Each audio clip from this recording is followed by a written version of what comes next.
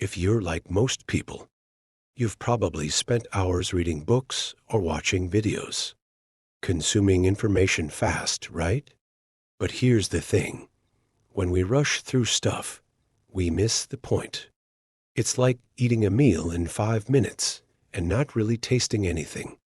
Sure, you finished it, but did you actually enjoy it or even remember what you ate?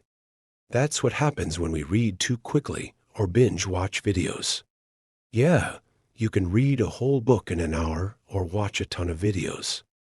But at the end of it, you're left thinking, wait, what was that about again? You may recall bits and pieces, like that one cool thing from the video. But do you actually understand the content deeply? Probably not. If you want to truly learn, slow down. You wouldn't rush through a vacation, right? So don't rush through learning. Take your time. Read a chapter, then pause. Think about it. Close the book. Let your brain process what you've just read. Ponder on it for a bit. It's like digesting food. If you gobble it down too fast, your body won't have time to absorb the nutrients. It's the same with knowledge. Digest it slowly, savor it. When you read, stop at places that make you think. Reflect. Even close your eyes and picture the ideas in your head. Let your mind wander through the concepts. This isn't a race. There's no prize for finishing first. I'm not saying you should never speed read or binge watch a series again. But when you're really trying to learn something, take your time. Enjoy the process. Trust me, when you slow down, the things you learn will stick with you longer. Another big tip: ask why all the time.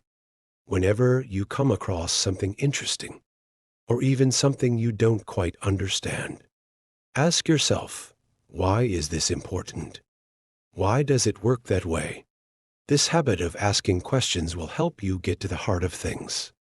You've seen someone post a stunning photo online, right? Instead of just liking it and moving on, stop and ask, why does this photo look so good? Maybe it's the lighting, maybe it's the composition, or maybe it's the editing style. Ask yourself why it works, and then learn how to do it yourself. Don't just let things pass by. Dive deeper. Get curious. Go down rabbit holes and uncover why things are the way they are. That's how you become an expert, by finding answers to the why, and using that knowledge to build your own understanding of the world. And here's something I swear by. Writing. Yep, write stuff down. I'm not talking about writing essays, but just jotting down your thoughts, ideas, and questions. The act of writing forces you to organize your brain. When you sit down to write, you have to actually think about what you want to say. It's like a workout for your brain. And the more you do it, the better you get. In the beginning, don't worry if your writing isn't perfect. Just write. Start small. Write a few sentences about how you feel today or what you learned in a book. Slowly, you'll start writing more. Before you know it, you'll be writing pages without even thinking twice about it. And here's the cool part. Writing improves your ability to think, to communicate, and even to remember things better. I do it every day. It doesn't have to be anything fancy. Sometimes I write about something I saw or heard. Other times, I just jot down random thoughts. And the best part is, once you start writing regularly, your brain gets used to organizing ideas. You'll know how to structure your thoughts and communicate them more effectively. It's like you're building a mental muscle, one word at a time. Here's another trick that works wonders. Talk. Yes, talk a lot. And more importantly, think before you speak. When you're in conversations, really listen to what the other person is saying. Then, think about how you can respond. It's a skill that helps you build connections and helps your brain stay sharp. Let's say you're talking to a friend who's complaining about work. Instead of just nodding along and checking your phone, listen carefully. Think about their words and how you can respond in a meaningful way. When you do this regularly, you'll notice your ability to engage in conversations and respond thoughtfully will improve. It's like a mental workout. You're training your brain to be more present, more focused, and more aware of what's going on around you. And trust me, the more you practice, the quicker your brain will fire back with a meaningful response. It's all about being in the moment. Lastly, here's my personal favorite, combining reading with a walk. This is one of those habits I swear by. I don't just read and stop there. I take what I've read and go for a walk.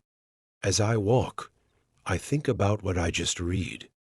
I let my brain process the information. I reflect on it, visualize it, and sometimes even talk to myself about it. It's like giving my mind the space to stretch out and really digest the material. You'd be amazed at how much more you retain when you give yourself a little space to process. And while walking is great for the body, it's also great for the mind. It's like a combo workout for both. After a walk, I feel like I've absorbed the material on a deeper level than if I had just sat there reading.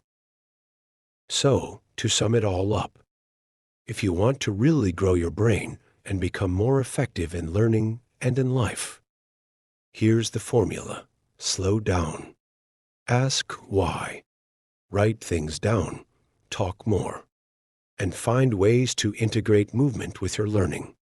These simple habits will help you make the most of your time and help you retain what you learn for the long run. And don't forget to have fun with it. If you're not enjoying the process, you're doing it wrong. Learning doesn't have to be a chore. It can be a journey, a fun one, if you take your time and truly engage with it. If you've got a moment, please leave a comment. I truly enjoy hearing from you all.